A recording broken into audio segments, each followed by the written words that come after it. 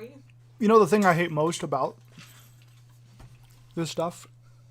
It's live, by the way. It might load.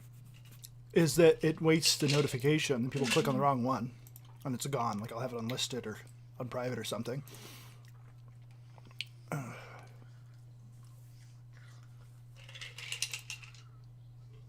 It's not even showing the video now. Look at this.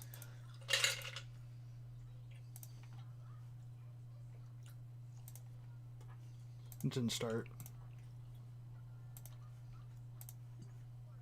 I don't even know. So that sandwich is good? Yep. I put some of that garlic sauce on it and a little sriracha. Nice. With the cheese. I honestly don't know if... I didn't bring enough for everybody, Andrew J. I didn't bring enough for everyone. It's all gone. The sandwich is all gone. Hopefully it'll be better now. It doesn't look like it is. It looks just as bad. Or worse.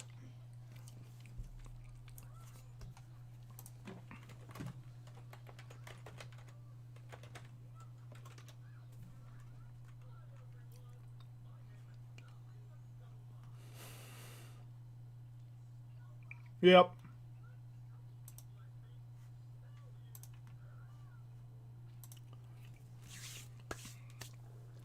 Oh well.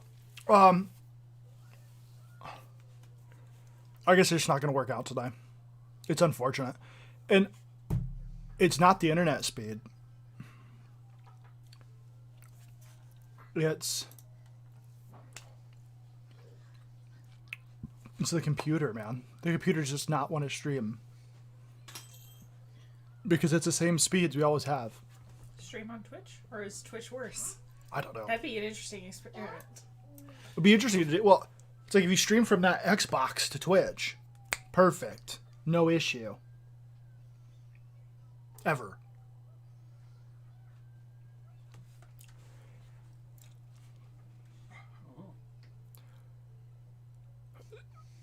So if I'm not jittering around and you can't hear this, we'll try again at some point. And a new computer is in the works. And hopefully that'll fix all the issues so that we don't have this. We can actually grow the channel, which is at had huge growth this week from over the last week and a half from 215 to 230 almost. So pretty good growth in the channel. And I feel like these issues we're having are going to hamper that growth, because if new people actually sub and they come in and they see it and they see me talking and they're like, oh, cool. And there's I'm jittering around. It's no good, right? It's good now. All right. Keep me apprised, guys. Just let me know. I've got it on the, we'll just show the screen here. That's not the right one, but that's a pretty picture. I have this paused right here, so you can see, I don't know if that's adding to it or not, but I've got it paused just in case, because it bothers me when I see the buffering thing. If you're not using that camera, turn it on that, and then you'll get a better idea That's of true. what it looks like. Yeah. Because it shouldn't be I guess we are streaming a movie for the baby and streaming in the other room and so you'd think it was the internet, but most of the time when I am streaming, there's other things going on and the internet's fine. But I do have an idea of how that could be fixed.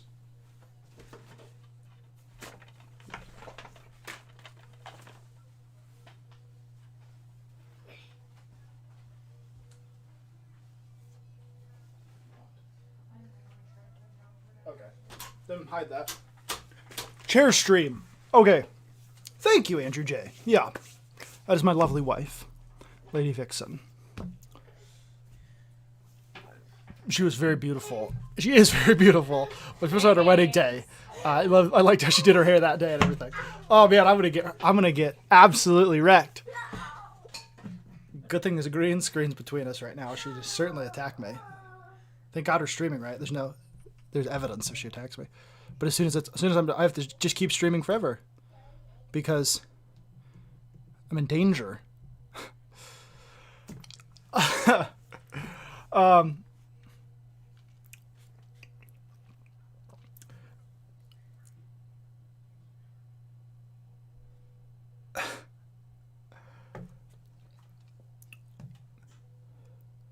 Right, back. So back to the cheap solutions thing, which is what we're supposed to be talking about, is hard work and effort.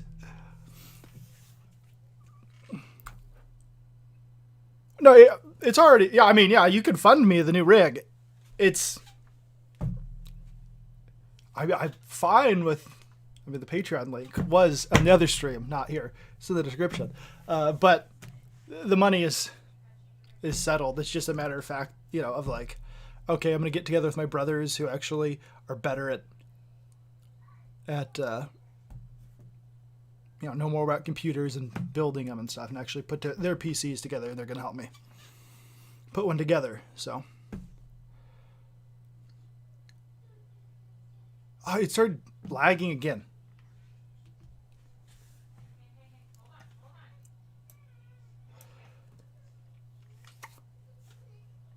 How bad is it? On a scale of 1 to bad.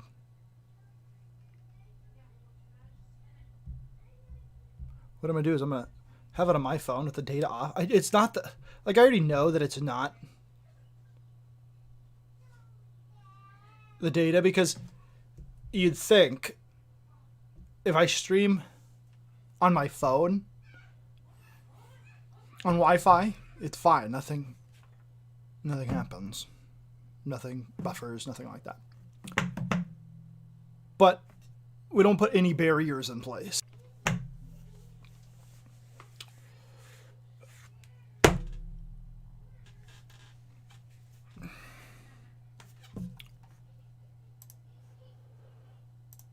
But yeah, hard work. Everyone's looking for the easy solution. The new computer that's going to solve all their streaming problems.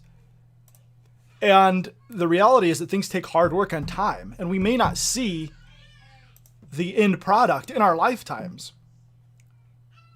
There are a ton of people who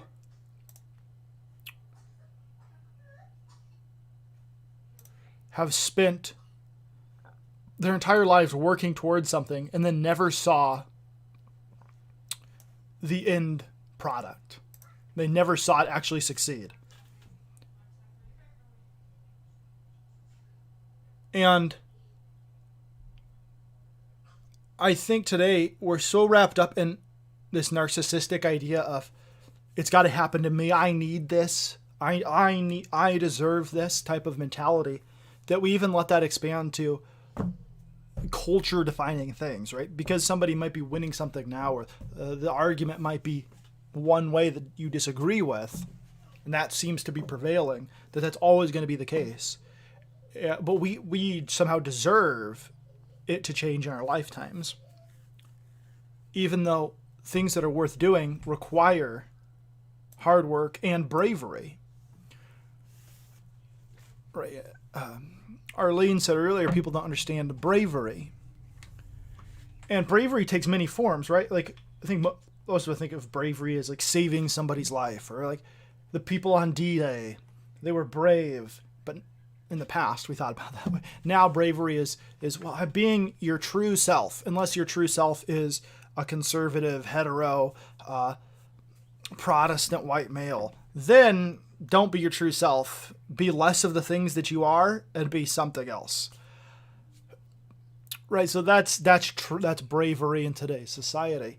When I say bravery, I just mean like continuing with something and recognizing that there may be consequences for what you do. Not consequences for what your actions are. Doesn't mean people should go out of their way to cancel you for having an opinion, but recognize that may happen. Yeah, when you think bravery, you think sacrifice too. Exactly. This idea of things that you're putting something on the line in order to advance something.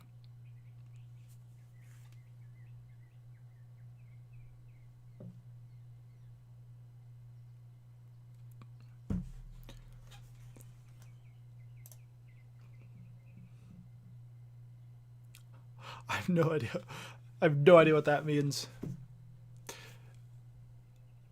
Reveille.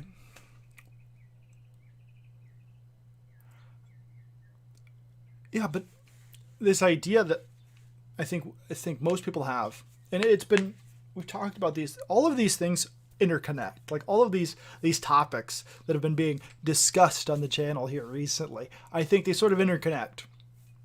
We talked the other day about this idea of the participation trophy. Kwanzaa actions have consequences. That's right.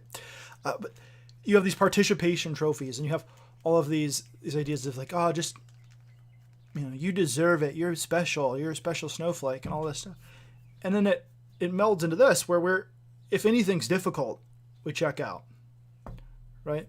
If anything is, for the majority of people, is difficult, they're done. They give up. How many people start a diet or start an exercise regiment, and then they quit it? How many people start trying to study for something, test, a bit of qualification? They're just sort of in their fun, in their free time, they're studying something and they give up. It's too hard. I can understand it. Not realizing that life requires work.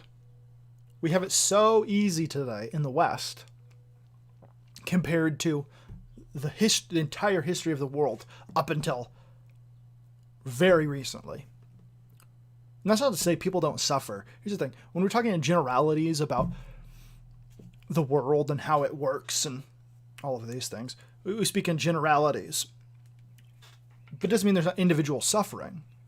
And there isn't suffering today for the people that have it made.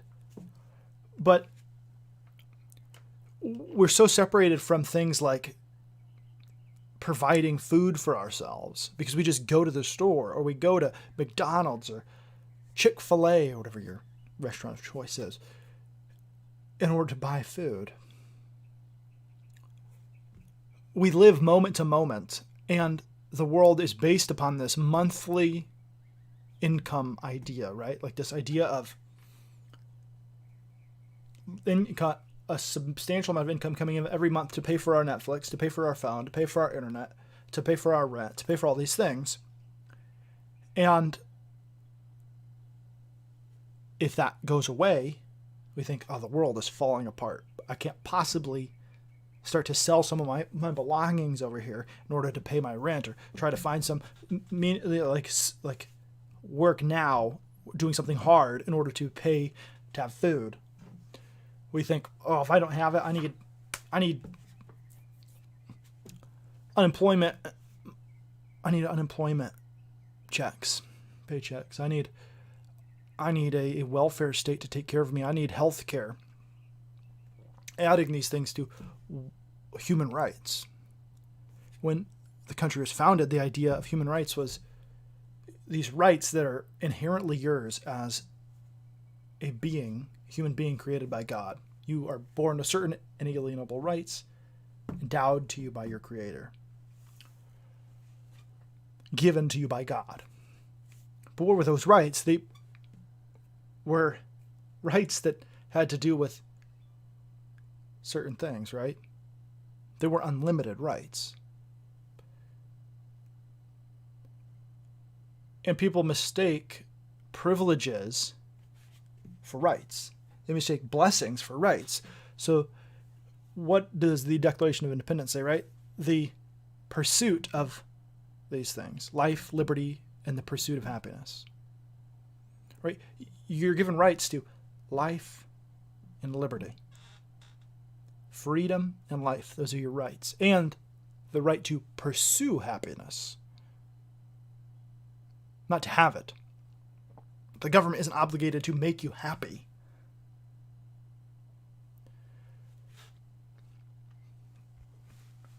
But people have confused that now. And they think, well, I'm owed this. I'm owed this right. But what they're really talking about is a privilege. They want this privilege given to them. And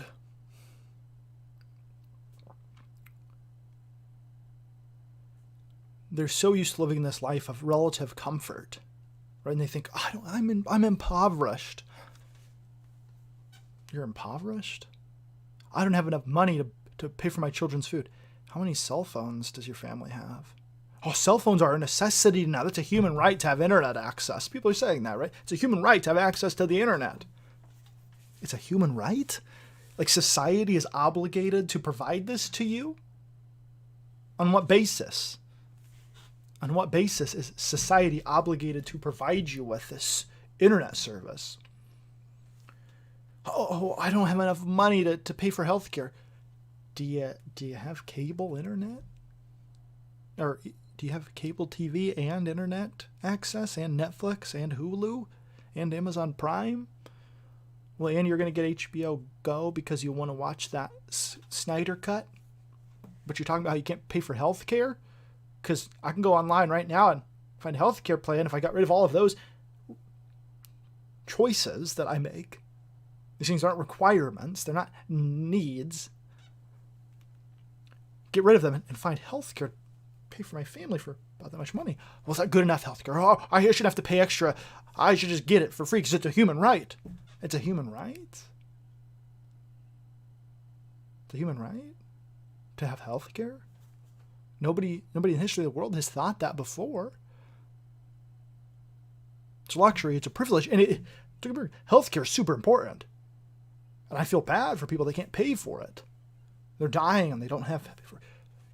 But when there's freedom for things, when there's more freedom, when there's more money that's not taken by the government to pay for things like universal healthcare, things like charities open up. More and more people saying, you know what, let's set up a cooperative where it's a nonprofit where we're putting this money so that where the majority of it is going to people to pay for their cancer treatments or surgeries and things they can't afford.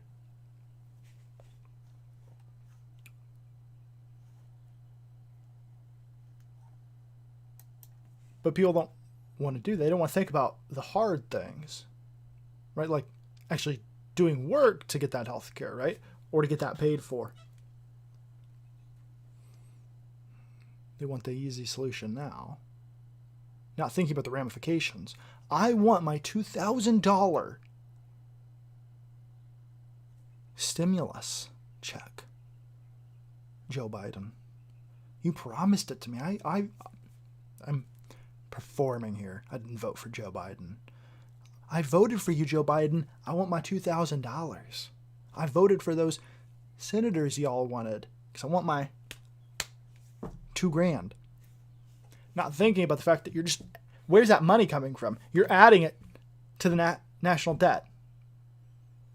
Sorry, people in the lifetime after me, you're screwed. Your money's going to be worthless due to all the inflation we're causing, all the debt we're accruing. And then they have the audacity to talk about things like, well, our world's not even going to exist in 20 years if we don't stop global warming or climate change. We don't join the Paris Accords.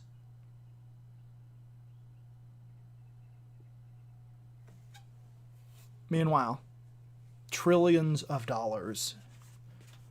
You know what? Let's just add another trillion. What's a trillion between friends? They don't want to think about things too deeply. They don't want to think about the hard things. They don't want to be brave and realize that maybe bravery in a world that is me right now. I want the satisfaction. I got to make sure I watch that next crappy season of Stranger Things so I can make fun of it. I got to watch this and that so I know what's going on in the world. I got to have internet. I got to be on Twitter. I got to listen. Maybe the bravery in that world is saying, nope. I got to pay for my health care. My job isn't providing health care right now. I'm working construction or something, and I don't have a job that pays my health care. We're cutting these things out. Oh, but my friend's at school. Sorry, we can't afford it. Not too long ago, people had actually made choices based on those things, right? Like my family, we didn't have cable. We didn't have a lot of the things that my friends around me had, right? Because my parents were saving money. They were trying to buy a house and pay off the house and do all of these things to put themselves in a financial position where if they lost their jobs, they wouldn't be destroyed. They wouldn't be suddenly thrust to the mercy of the government. Oh, government, please save us from this unemployment. Because both of them grew up in situations where sometimes they were really, really poor. Their lives were not this glamorous, privileged life. And so they made the hard choices. This is how we're going to live. We're going to live a frugal life. We're going to make the choices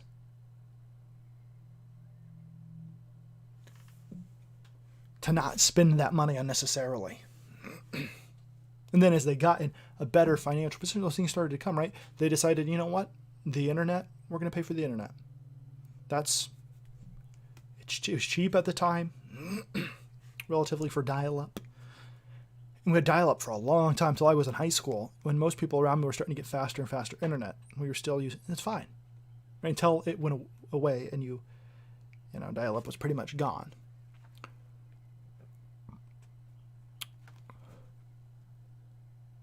But those are the kinds of things that we sort of just take for granted nowadays. We take for granted that I'm going to have a cell phone and have cell phone service. Oh, if I have a cell phone, I have to have an iPhone, but I can't afford to just pay for the iPhone up front. So I'm going to be on a plan to pay for it over time. That's actually going to cost me more than if I just paid for it up front.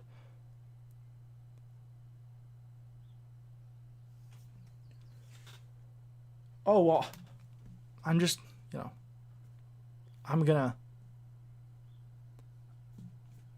I know I own The Office on DVD, but I'm too lazy to get the discs out. I mean, I bought them years ago, and the big thing was buying DVDs. I have the first couple seasons on DVD, so I'm just going to, I'm too lazy to go up and put that in. So I'm going to pay for Peacock, the Peacock service, so I can watch The Office. Oh, I signed up for a subscription service, but I forgot about it, so it's just renewing over and over again, and I'm not using the subscription service.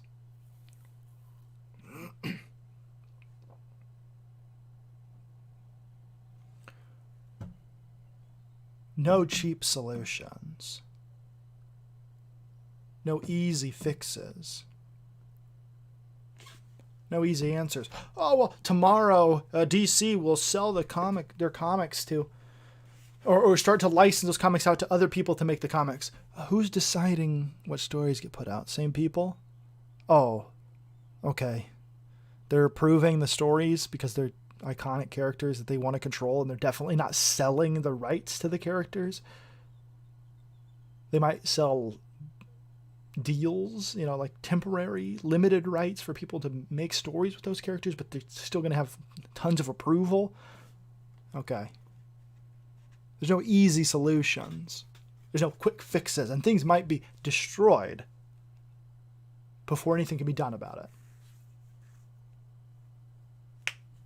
How do we fix this? How do we save the comic book industry?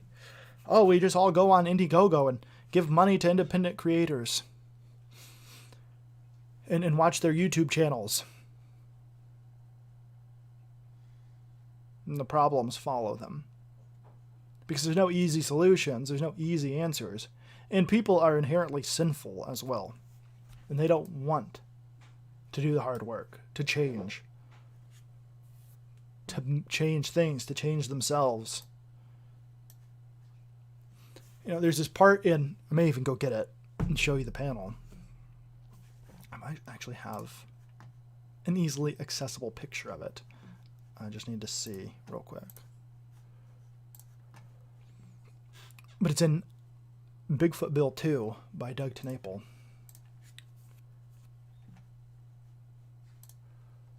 And I'm going to bring it up here in a second, hopefully. Yep.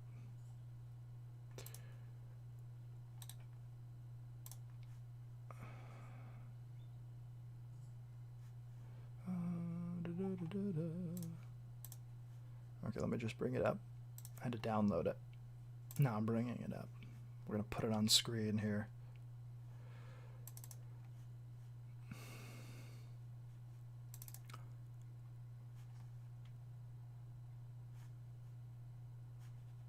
it's on this other screen. All right, that's good. It's on the Cintiq.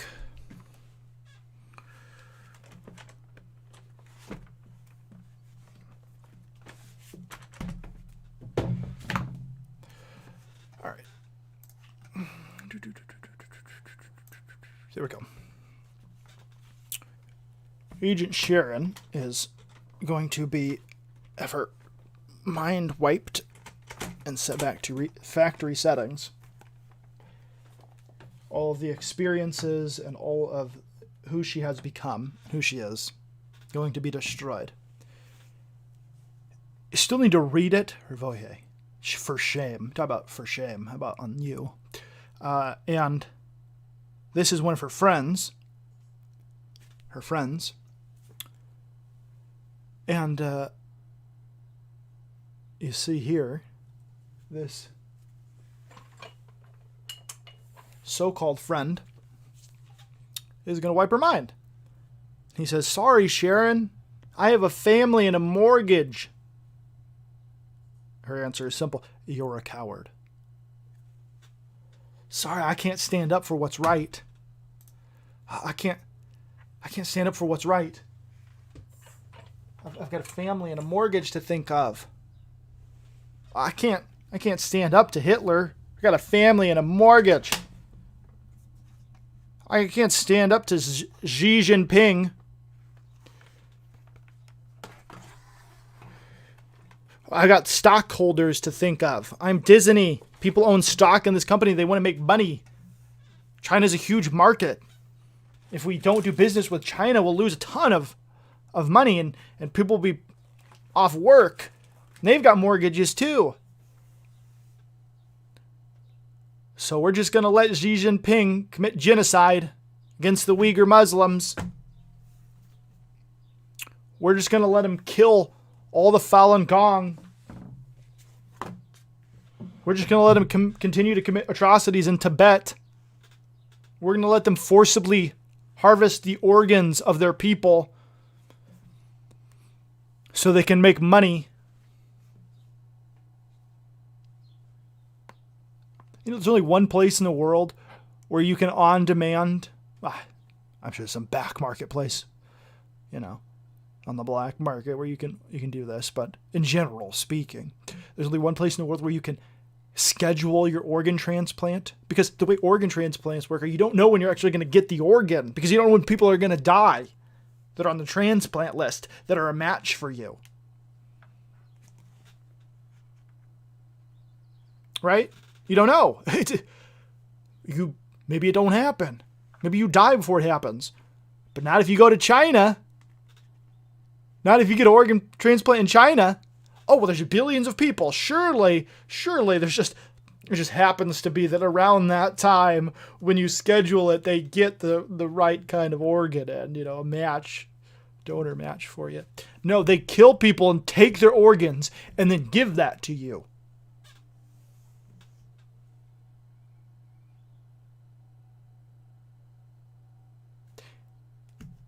And yet, LeBron James, I don't want to. You know what? He don't know nothing about China. He just needs to be quiet, mind his own business. That's probably going to get me in trouble because I imitated LeBron James. And he probably doesn't speak like that. But that's my perception of him, right? Some idiot. I might as well just be like doing some German, Nazi impression when I talk about LeBron James, right? Some Neville Chamberlain freaking impression for someone who just wants to appease his master Xi Jinping.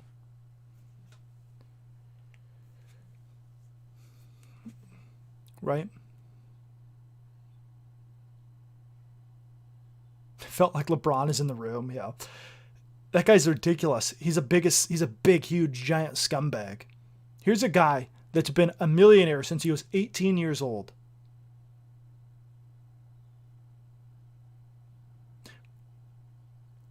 If we think about the rules of the NBA and when you can declare and all of this stuff, the moment he declared for the NBA draft and then he signed a deal with Nike, he was a millionaire.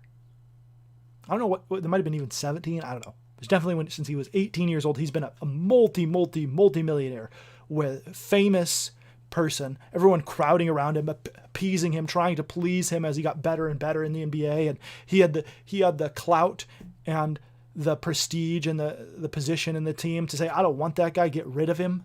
And he's gone. I don't want him starting. Coach has to do it because LeBron's the best. And this guy wants to talk to you about oppression. Well, he defends a country that kills its own citizens in order to steal their organs, enslaves and sticks in concentration camps people based on their ethnic minority status within the country, their religious beliefs.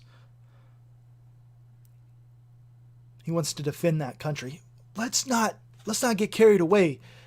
Those Hong Kong people that Britain absolutely betrayed by giving Hong Kong back to China, they got to be quiet, man. They can't be questioning Xi Jinping. They don't. I mean, I know I like my free speech, but do they really deserve it? I mean, Xi Jinping, he's brought millions of people out of poverty. I mean, he did participate in a regime and is responsible for the murder of countless people and forced sterilization of an ethnic group. And I mean,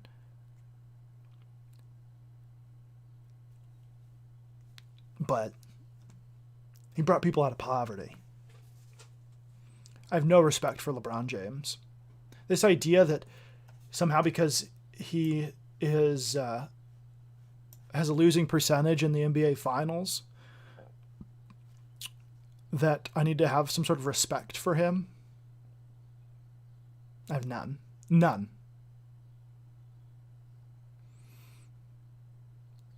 When LeBron actually stands up for something that is unpopular, that every single company in the United States and media organization isn't behind 100% championing, then I might have time for him. But the reality is that guy is a coward. And not only that, he cares more about money than he does about people.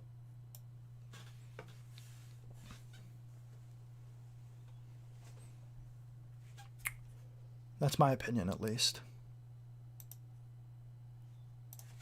Let's see, what kind of things has LeBron James said about China? Let's read his actual words.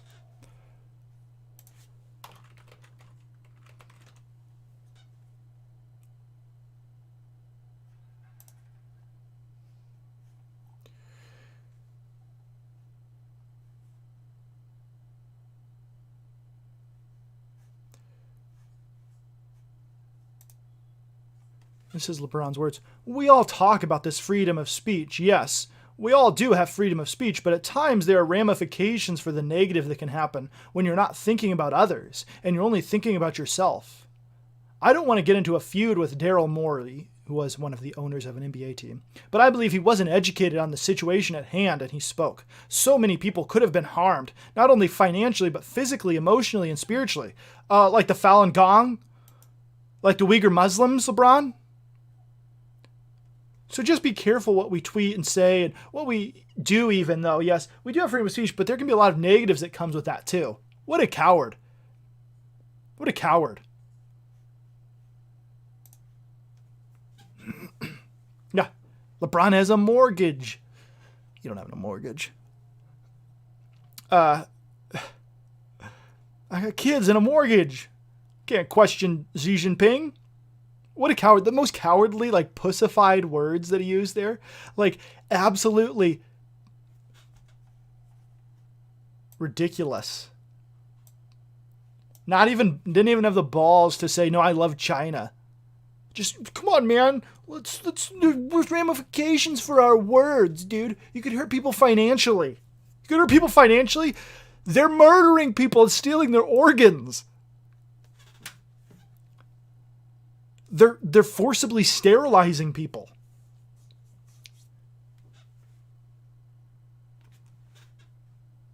They had years, decades even, with a policy that you could only have one child, and if you had more than one child, they forcibly aborted those children.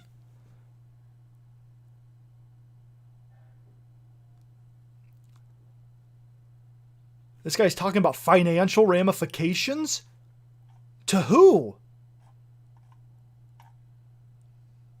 The NBA? If the NBA can't survive without China, let it die. But it can. You see, the problem is these people have such bloated egos and such bloated paychecks that they can't abide losing a dime. Because they're cowards.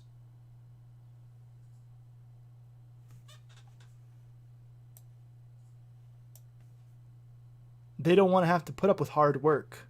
They don't want to be brave. They want the cheap solution. The final solution. Oh, wait, no, that's Xi Jinping. He wants that.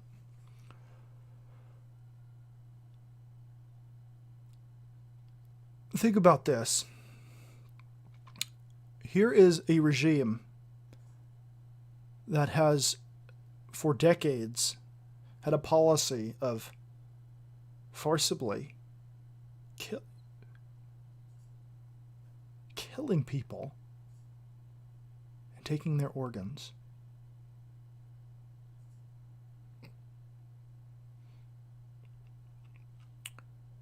And now has imprisoned and enslaved people based on their ethnic and religious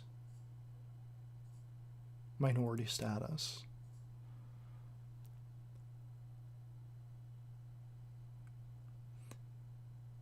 Stole those people's organs, forced them into slavery to make your goods, by the way. Because at some point, even though the companies that Nike and things like, well, the companies there that actually make things, those people get paid. But what about the places where they sourced that stuff? And you go back and back, and at the bottom of it is forced slavery. Slavery in China. Okay. And forcibly sterilizing people as to wipe out their people. And Joe Biden says, we're going to review it and make sure it's genocide. Because, you know, we want that sweet China money. Think about this. The system in the world today not only doesn't fight against modern day Hitler, but actively supports and funds him while lecturing us about ethics.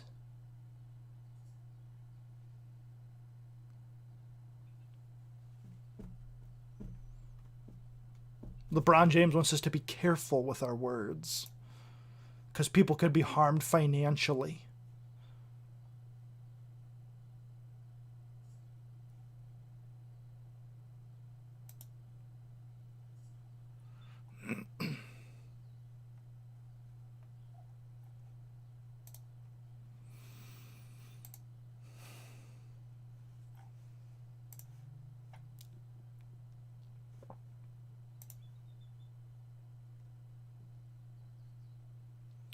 Meanwhile, in China, they actively say that there's a struggle going on between China and the United States, and that the United States and the Western world are enemies. And they put out propaganda, and our leaders parrot that propaganda. They say the things that the Chinese Communist Party want them to say. Because they want to be correct. They want to be politically correct for a regime that murders people and steals their organs.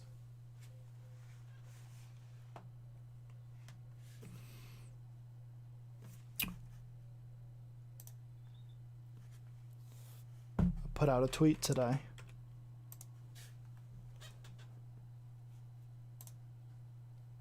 I don't do that all that often, to be honest with you, because I hate Twitter, and I'm only on there because there's people that message me things that on there that don't message me anywhere else, even though I would give them other avenues in which to message me.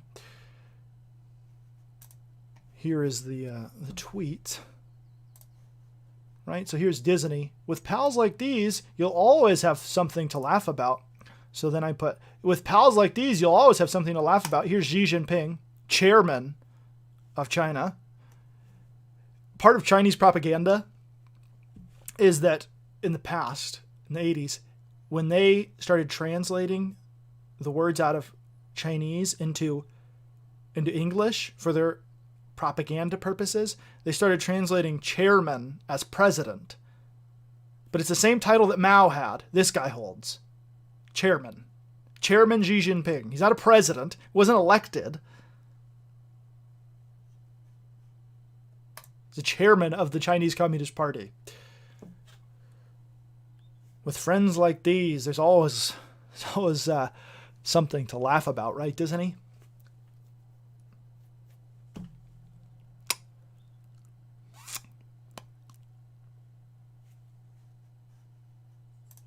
Always something to laugh about, Disney. Disney, who thanked the Chinese government in the region where the Uyghur concentration camps are for the movie Mulan. They can't be any more evil than they are right now, right? Like, there's always these myths that go around in these stories on the internet. Well, it's about Disney secretly anti-Semite and a Nazi, and of course it's not. There's not based in historical fact. But today they literally thank murderous regimes in their credits.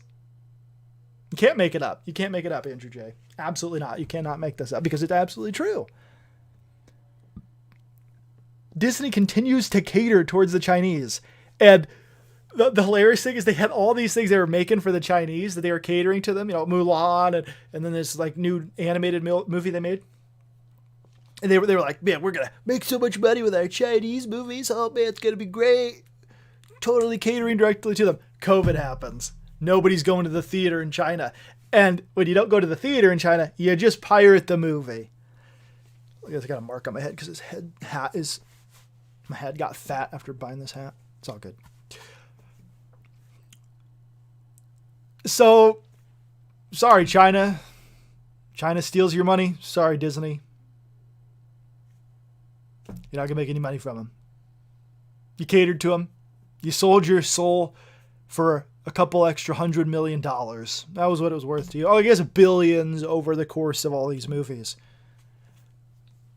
Just hope theaters exist in China, I guess. After all of this. Although they couldn't have foreseen this. Maybe they shouldn't have teamed up with a murderous regime. I don't know anybody in my own personal life that has seen Mulan.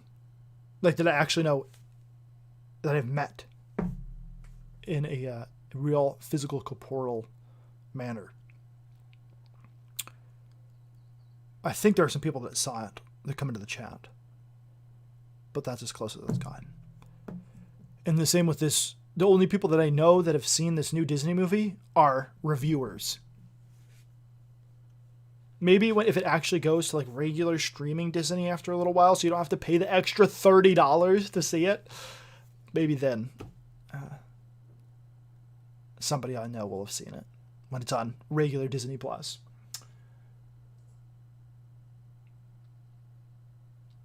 One has to think, if you went back to Walt Disney when he was still alive, obviously, not in his frozen state where he's going to be reanimated, and you said, hey man, you know how Hitler killed all those people?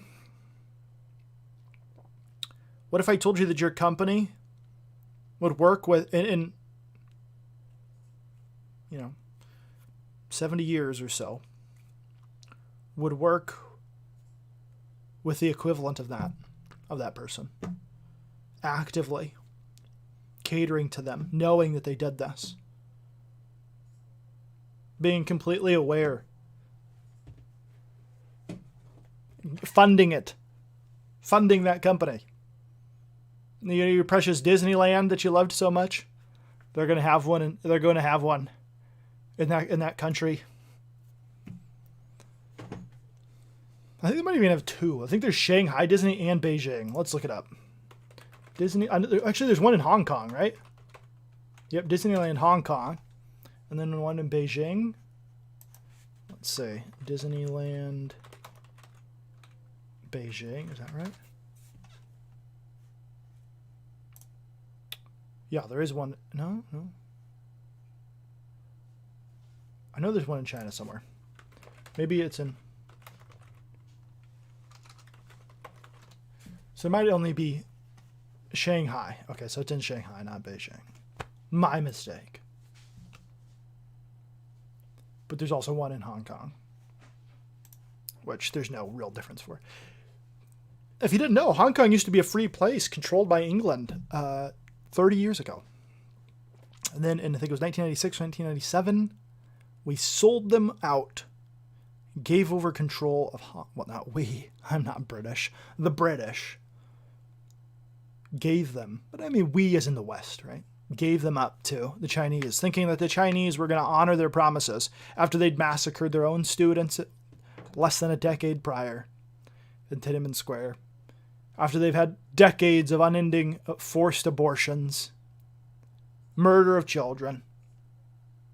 And then right about that time, they'd start rounding up the Falun Gong to steal their organs and kill them and put them in prison for following some religion that wasn't the state. We said, oh, I'm sure they'll honor their promises. I'm sure they'll keep Hong Kong free. But in all honesty, we can't just blame the people in 1996 or 97, whenever that happened.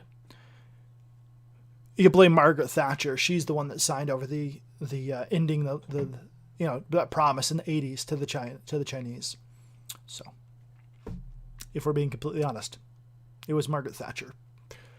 All right. What a wonderful show. It's too bad that we had to start over the stream because we had more people on the initial one. And I think since we got into this new one, not as many people carried over to this, which is fine. Because it's all about whether or not we're communicating these ideas to people, not how many people we communicate them to. Because it's hard. It takes hard work.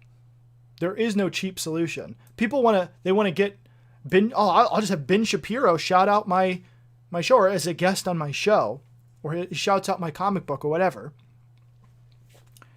And then I'll get a bunch of sales and it'll be great. And then I'll have all these people in there. And it's not how it works. There's no cheap solution. There's no shout out.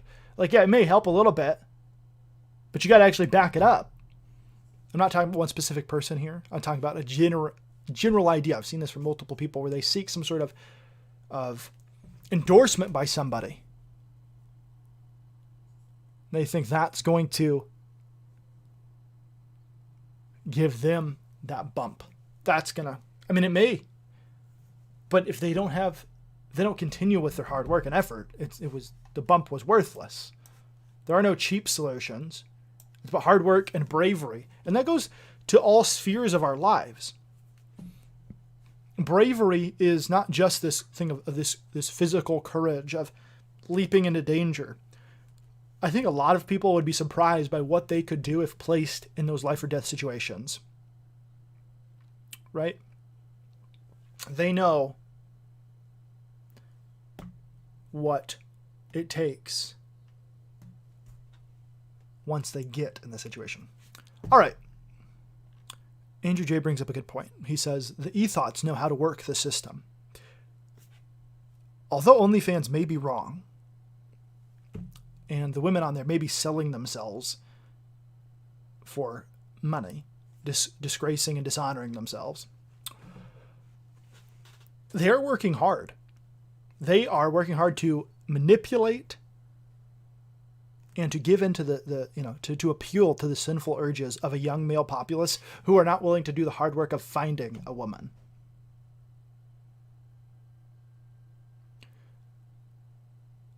They're hardworking prostitutes. Pimpin' ain't easy, and neither is prostituting, I would guess. All right. Here's the thing. Like I said, it touches every sphere of our lives. I can't meet a woman. Where are you trying to meet women? I can't find a girlfriend. Nobody likes me. Maybe it's because you're looking for the girl that looks like the e-thought that you follow on OnlyFans. The woman.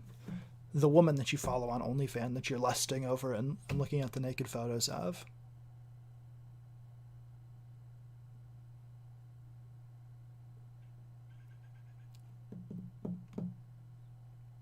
Have the courage to actually interact with people in real life. I'm not talking to anybody here. But just in general, the society. You see this, oh, I can't find anyone. Where are you looking and why is your life so pitiful? Is it because you're only looking at anime and other weeaboo crap all day? I like a couple of animes. There's a couple of them over on the shelf there. There's just about every Hayao Miyazaki film on that shelf there. Dragon Ball Z, my wife's Fairy Tale collection, and Digimon, Cowboy Bebop. You know, just a couple famous ones. So I'm not condemning the idea of anime or manga. But people start to say, you know, take those things. Not just that. It could be sports. It could be American comic books. It could be whatever. But they're so focused on this. At the same time, oh, I can't find any girls. Where are you looking, dude? I messaged this girl that I don't even barely know on Facebook. And then I expected for her to go on a date with me. Have you talked to her in real life? Now, granted, right now, with COVID going on and things being canceled and people being crazy and weird, a little bit harder. But hopefully that'll end at some point. And that's not to say you can't find people online. I met my wife online. So it does work. But you got to put in the hard work, because how many people... I talked to plenty of people online on a dating website before I met my wife.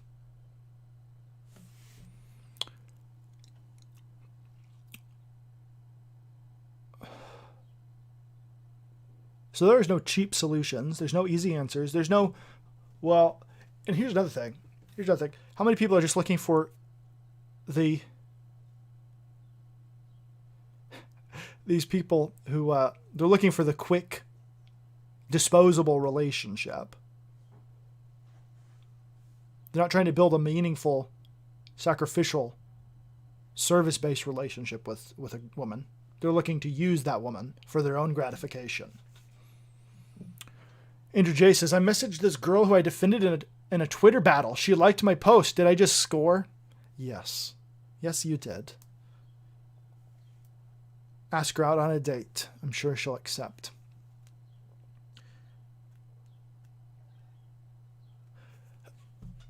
Simpin' ain't easy. Simpin' ain't easy.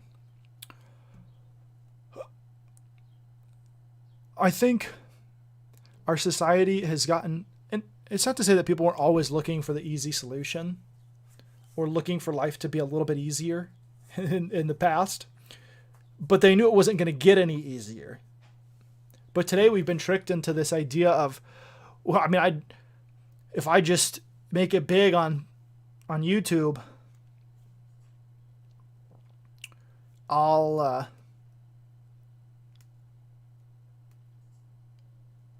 if I just make it big online, I won't have to work very hard. I can just make internet videos, or I can just be an influencer, and then life will be great. And you ask these kids, what do you want to be when you grow up? You want to be a doctor, lawyer, soldier? What do you want to be? Police officer, firefighter? I want to be a YouTuber. I want to be a YouTuber. All right. Me too, man. Me too.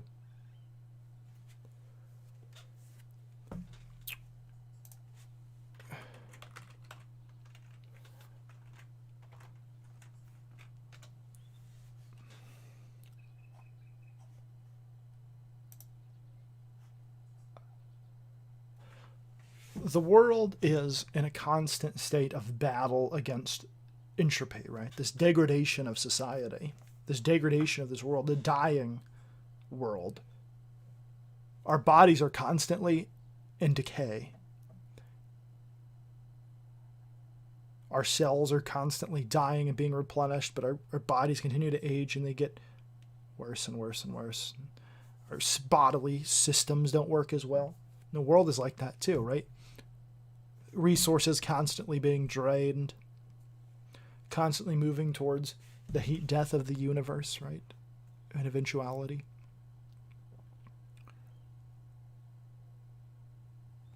And it's like that in society too, right? Things have to be preserved. Values have to be taught and preserved and strived for. Or striven for? No, that's not a word. Striven? Is it? No, it's strived.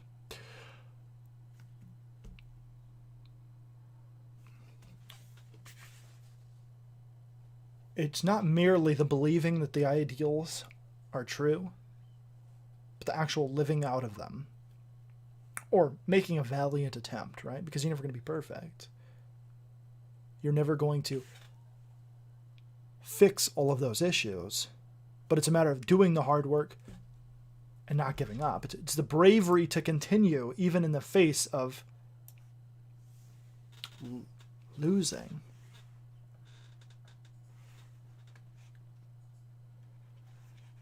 In the latest episode of Mad Lads from Count Dankula, he talks about a New Zealand soldier who won the Victoria Cross twice. Then he got captured by the Germans during World War II. He was in a prison camp, but he didn't give up and he kept trying to escape and do all this awesome stuff. And nowadays, if they don't get a Twitter following like they want, they throw a fit. If not all the people on their favorite show agree with him politically, they try to get him canceled. Men rowed in boats across the English Channel to France, knowing that they were probably going to die. And then they got to those beaches and they got shot. And they got blown up. And LeBron James wants you to be careful what you say because people might lose their jobs. Might cause some problems. And so you just need to, you're not educated on the issues. You're not educated on the issues, on the propaganda that the Chinese want you to believe so that I can keep making my China money. Oh, but America's evil. Millionaire since he was 18 years old. Talking about oppression. Meanwhile, supporting a genocidal regime. It's about preservation. It's about, in your daily life, the little things. Are you going to look for that cheap solution? Or are you going to do what's required? Hard work, bravery, to continue down your path. That may be being brave and being content with the crappy job you have. That's paying the bills, that's putting food on the table, that's providing for your family, that you hate. It's not always. Sometimes the easy solution is to continue in something when it's a degradation to your family. I've experienced that.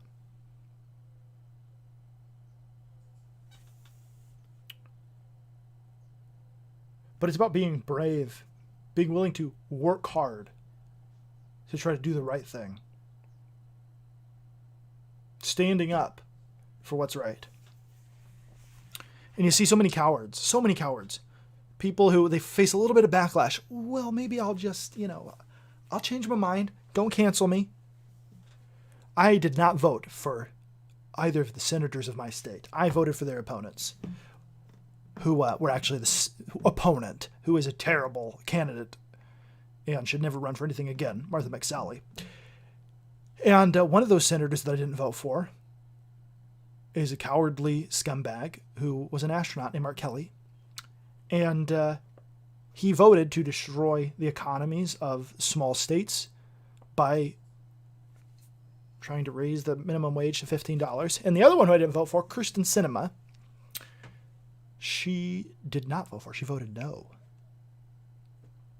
And when she voted no, she went up with some sass and gave a thumbs down. And it was like super epic, right? And all these people, there's all this backlash against her.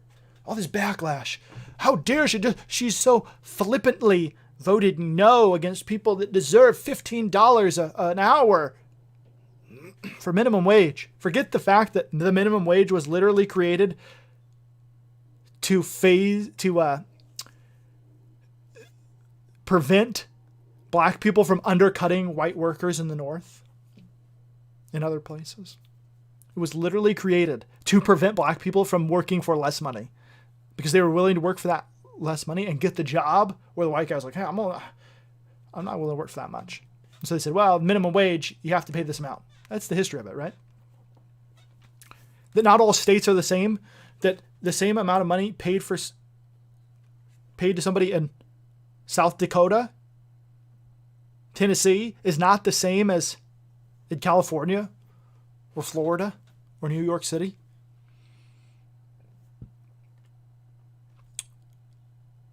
My hope is that Kyrsten Sinema, now facing the backlash for her sassy thumbs down and voting against that minimum wage hike, doesn't give in to that pressure. I'm not going to vote for her either way because she supports the murder of children. But I have hope that she could change, right? As a Christian, I believe that people do change. That God changes people's hearts. And they have new desires and new ways of thinking, and they change radically.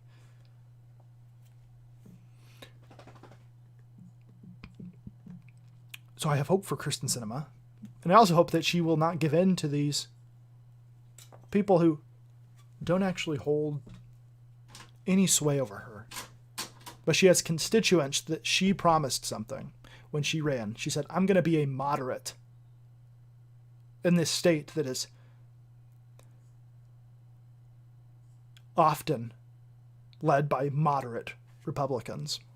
I'm going to be a moderate Democrat. Let's hope she sticks up for it, right? But in our own lives, I think we ought to recognize that there are no cheap solutions. Hard work and bravery are required in our daily lives, in even the little things. Am I going to waste my time streaming on the internet or go and kiss my wife? And the answer is, I'm going to kiss my wife. Explosion! Fly Fox.